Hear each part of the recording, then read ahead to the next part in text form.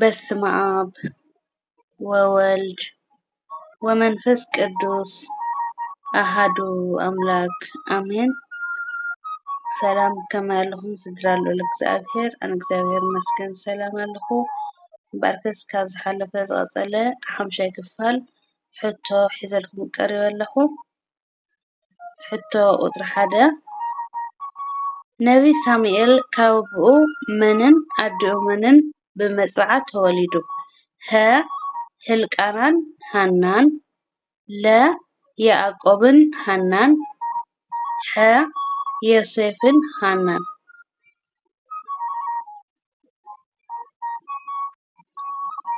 መልሲ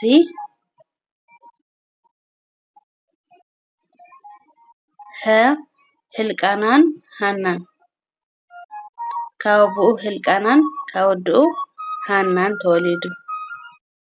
ሕቶ ቁፅሪ 2 ናይ ቀስተ ደመና ትርጉም እንታይ እዩ?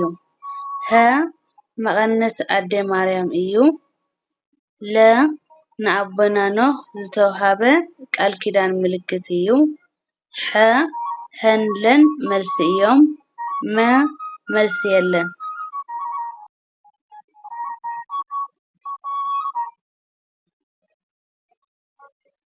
መልሲ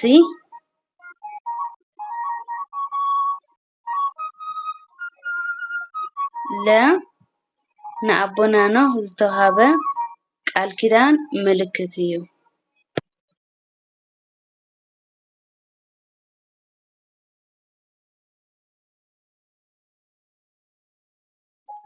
ሕቶ ቁፅሪ 3 ንዘፍቅራ ሰበይቲ ኢሉ 14 ዓመት ዘገልገለ ወይ ድማ ዝተገዝአ ኣቦ መን ይበሃል? እታ ሰበይቲ ኸ መን ትበሃል? ሀ ኣቦና ያዕቆብ ንራሄል ለ ኣቦና ኣብርሃም ንቄጡራ ሐ ኣቦና ኣብርሃም ንሳራ።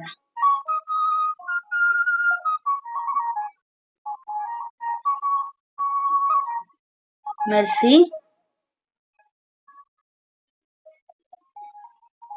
ኣቦና ያዕቆብ ንራሄል። ሕቶ ቁፅሪ 4 ኣቦና ኣብርሃም ኣዴና ሳራ ምስ ዓረፈት ዘእተዋ ሰበይቲ መን ትበሃል? ሀ ኤልሳቤጥ ለ ቄጡራ ሐ ሊድያ። መልሲ ለ ቄጡራ። ቁፅሪ 5 በዓል ትሕትና ዝበሃል ሰብ ኩሉ ግዜ ኣነ ሓጢአተኛ እየ ዝብል ዘይኮነስ ሓጢአተኛ ኢኻ ክበሃል ከሎ ኣሜን ኢሉ ዝቕበል ሰብ እዩ ዝበለ ቅዱስ ኣቦ መን ይበሃል? ሀ ቅዱስ ዮሃንስ ኣፈወርቂ ለ ቅዱስ ኣቦና ሙሴ ሐ ቅዱስ ኣቦና ጴጥሮስ ናይ ደማስቆ።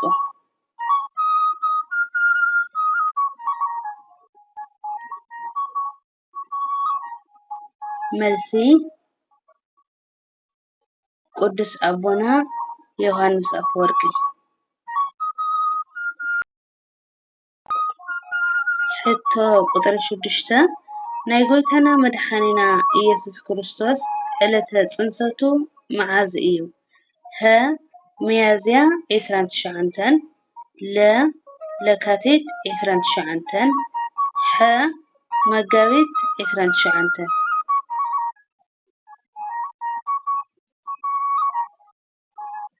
መልሲ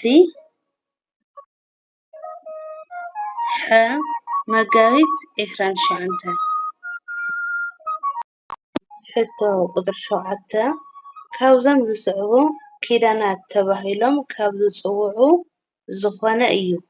ሀ ኪዳነ ኣዳም ለ ኪዳነ ኖህ ሐ ኪዳነ ምህረት መ ኩሎም መልሲ እዮም።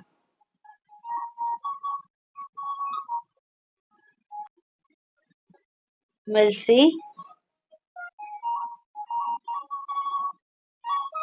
መ ኩሎም መልሲ እዮም።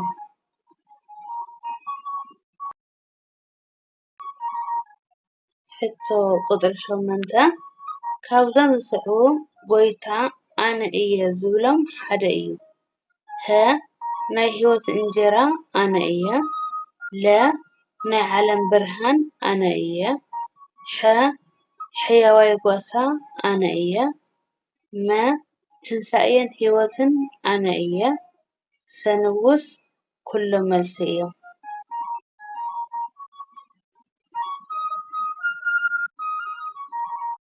መልሲ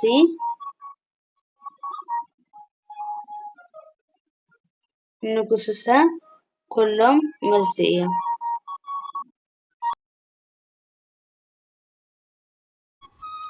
ሕቶ ቁጥሪ 9 ንእግዚኣብሔር ኣምላክካ ብኩሉ ልብኻን ብኩሉ ነፍስኻን ኣፍቅሮ ዝብል ቃል ኣምላኽ ኣበይ ንረኽቦ? ሀ ዘዳግም ምዕራፍ 6 ፍቅዲ 4 ለ ዘፍጥረት ምዕራፍ 6 ፍቅዲ 4 ሐ ዘዳግም ምዕራፍ 4 ፍቅዲ 6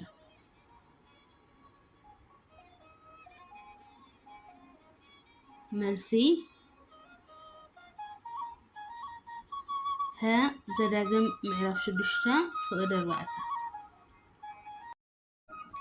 ሕቶ ቁጥሪ 10 እግዚአብሔር ሰናይ ገይርለይ እሞ ምስጋንኡ ክዝምር እየ ዝብል ቃል ኣምላኽ ኣበይ ንረኽቦ?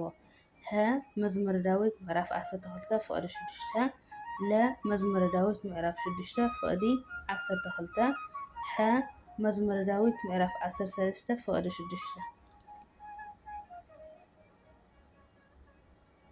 መልሲ ሐ መዝሙረ ዳዊት ምዕራፍ 13 ፍቅዲ 6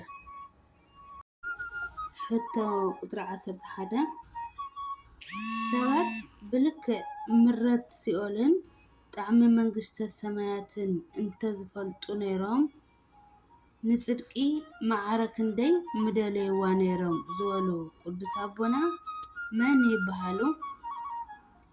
ሀ ቅዱስ ኣቦና ሙሴ ለ ኣባ ወልደ ሰማዕት ዘደብረ ቢዛን ሐ ቅዱስ ዮሐንስ አፈወርቂ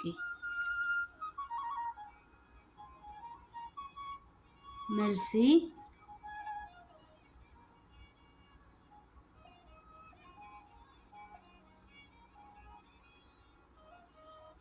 ለ ኣባ ወልደ ሰማዕት ዘደብረ ቢዛን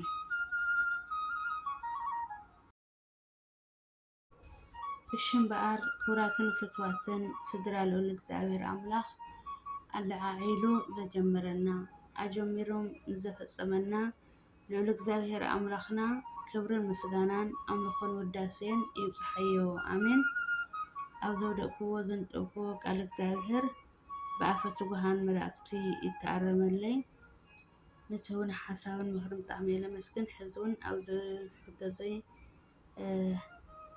ዘለኩም ሓሳብ ዘለኩም ርእይቶ ኣብ ኮመንት እናፅሓፍኩም ከተበረታትዑኒ ብትሕትና የለዎ። ወስብሐት ንእግዚአብሔር ልዑል ኣሜን።